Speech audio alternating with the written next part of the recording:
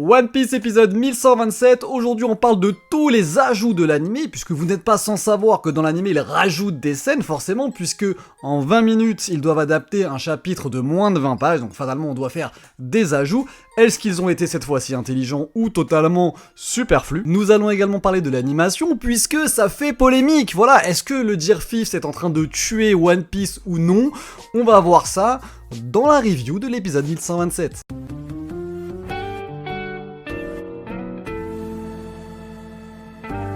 Il y a eu deux différences majeures entre le manga et l'anime. La première grosse différence importante, celle qui m'a le plus plu en réalité, c'est tout simplement le combat de Rob Lucci et de Zoro.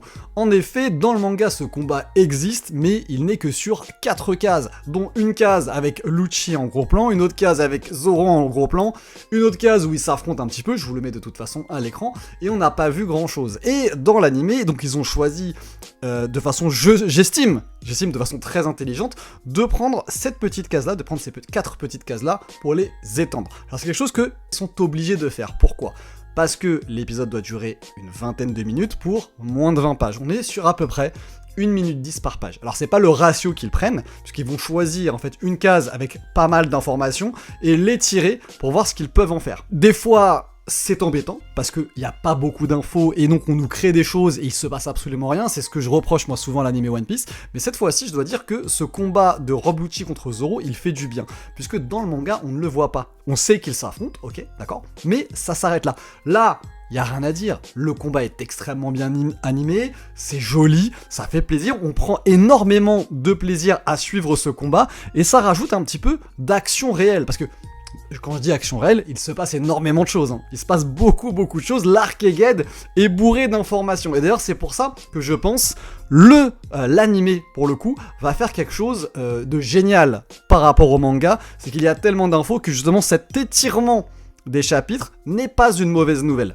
On a aussi Bonnie. On a Bonnie, donc dans le manga, pareil, on voit lorsqu'elle s'infiltre dans, enfin voilà, quand elle court sur l'île, sur Egghead, là, entre les marines, on ne voit que le résultat. On voit qu'elle a rendu bébé certains marines et d'autres vieux. Mais on ne sait pas comment. Et là, on le voit. Et ça, encore une fois, je trouve que c'est un très très bon ajout. C'est vraiment très très bien.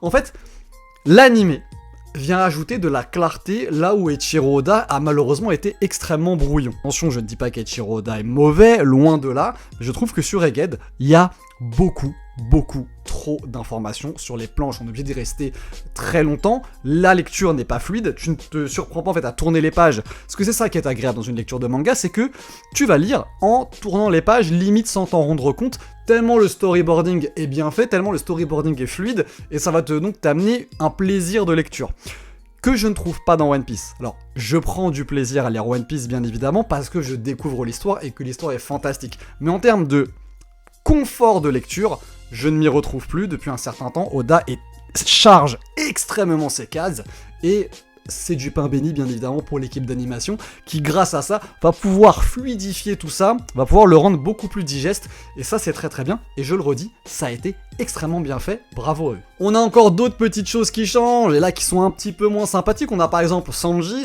qui va quand il va dire à Vegapunk qu'il va aller aider Bonnie, normalement dans le manga il dit juste bon bah ok, ils sont en train ils veulent faire du mal à ma petite Bonnie chérie ou je sais pas quoi, je vais venir l'aider, tu vois, tout simple. Là dans l'animé il force le trait, il est en train d'aller s'enflamme carrément, et là ouais là mais j'arrive etc, vraiment l'amoureux transi ou je ne sais quoi.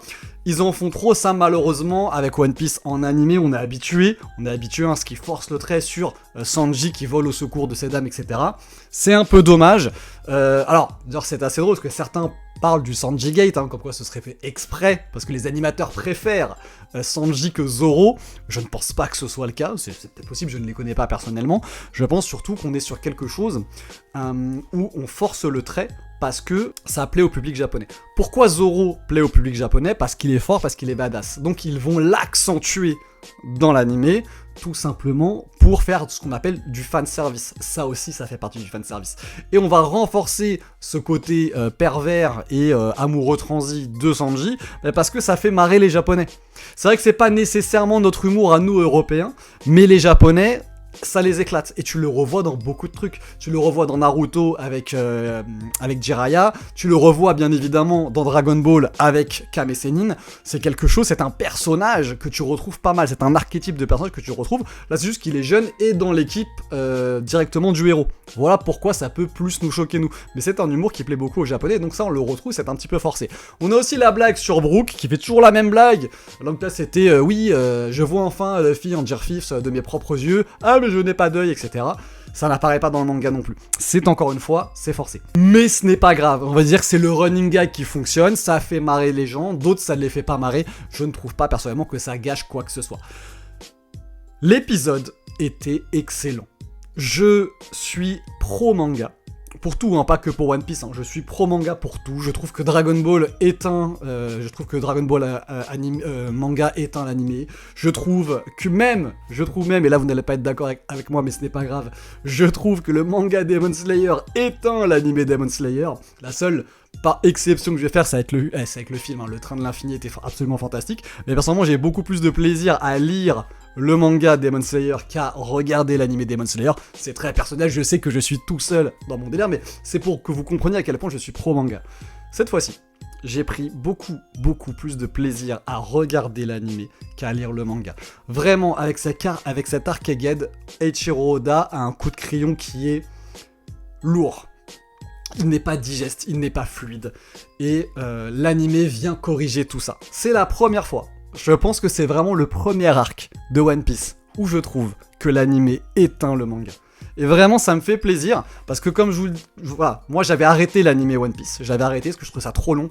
Les flashbacks, le flashback du flashback dans l'épisode du début du flashback, c'était insupportable, parce que c'était une époque où Eiichiro Oda, en fait, avait un storyboarding qui était excellent. Là, maintenant que Eiichiro Oda a un storyboarding chargé, ça permet à l'équipe d'animation de se faire un petit peu plus plaisir. Et là, je trouve justement que l'animé prend tout son sens, toute sa valeur, et qu'il est excellent. J'ai pris un pied de fou à regarder l'épisode. Je redeviens viewer de One Piece en animé. C'est d'ailleurs pour ça que je me suis lancé dans cette review cette fois-ci, parce que je n'en faisais pas avant, parce que je ne regardais pas, je ne voulais pas me forcer. Et là, depuis la reprise, j'ai repris One Piece. J'ai fait, il est pas mal l'épisode là. Et puis le deuxième, et puis le troisième. Et puis là, je dis, ok, d'accord, c'est stylé. Je vais pouvoir commencer à en parler, parce que c'était pour en parler, pour dire oui, c'est chiant, c'est long, etc. Je voyais pas bien l'intérêt. Là, j'en parle parce que ça me fait plaisir. Parlons maintenant de la polémique. On va en parler. Parce que oui, est-ce que le Gear 5 n'est pas en train de tuer One Piece? Et là, sincèrement, et pourtant, je vous dis ça en tant que défenseur du Gear 5. Moi, quand j'ai vu le Gear 5 dans le manga tome 103, si je dis pas de bêtises, la première fois, j'ai kiffé. J'ai trouvé ça excellent. Je me suis dit, ok, d'accord, le délire cartoon, il peut faire ce qu'il veut, etc. Je l'ai trouvé génial. Quand je l'ai vu dans l'animé, je regardais un petit peu à cette époque-là, j'aimais pas trop, mais je voulais voir ce que donnait le Gear 5. J'ai kiffé. C'est extrêmement bien fait. Moi, j'adore les bruitages. Beaucoup critiquent les bruitages.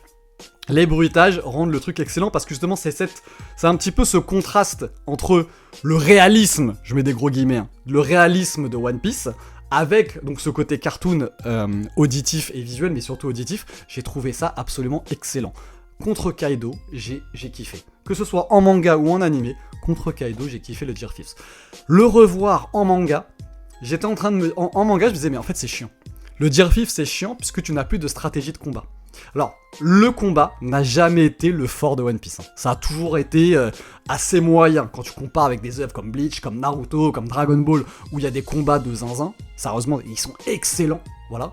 Dans One Piece, ça n'a jamais été son fort. Il y a eu des scènes extrêmement fortes, avec notamment, je vois quand Luffy éclate Arlong, ou le Tenryubito, des choses comme ça, très très fort, mais c'est pas le combat en lui-même, c'est l'impact, enfin, c'est une scène en particulier de quelques secondes, mais la globalité du combat, à part quelques-uns, genre j'ai kiffé Luffy Rob Lucci, voilà, y a pas de souci, j'ai kiffé ce combat, même si, au final, y a pas vraiment eu de combat, hein, c'était des petites scènes par-ci par-là aussi, mais bon, j'ai quand même pris mon pied, je vais pas m'étonner.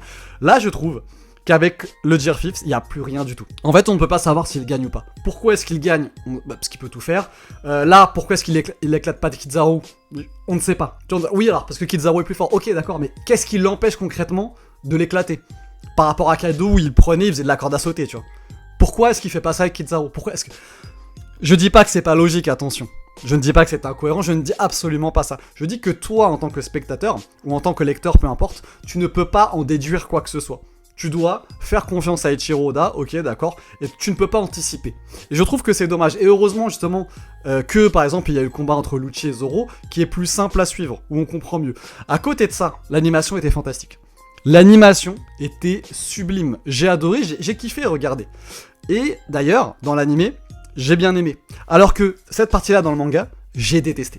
J'ai pas du tout aimé, j'étais en train de tourner les pages vite parce que je m'en foutais. Je trouvais pas ça du tout agréable à suivre. Là, l'animation et justement cette ambiance sonore a fait que j'y ai pris du plaisir. Cependant, la lecture de compréhension est très compliquée. Tu ne sais pas de quoi il est capable. J'espère que ça va changer, d'autant que One Piece n'est pas fini, hein. Si One Piece terminait dans 2-3 tomes, ça ne poserait pas de problème. Mais là, je pense qu'on est parti sur facile une vingtaine de tomes supplémentaires.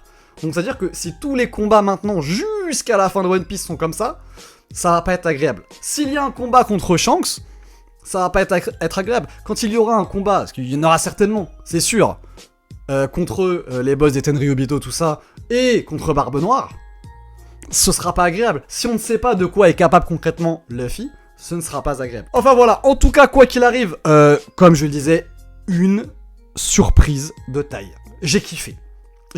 C'était vraiment... Là, ça fait depuis la reprise de One Piece, je kiffe regarder One Piece. Je suis là, je regarde pas le dimanche, je regarde le lundi matin. Je regarde le lundi matin en me levant à 6h du matin. J'ai mon petit café, voilà, comme d'habitude. Je me réveille avec un café, je regarde One Piece et je suis heureux, voilà. C'était le Shogun, et non, arrêtez de dire que je suis un hater de One Piece, c'est juste que je ne le trouve pas parfait. Cet épisode, en tout cas, était une régalade. Tchuss!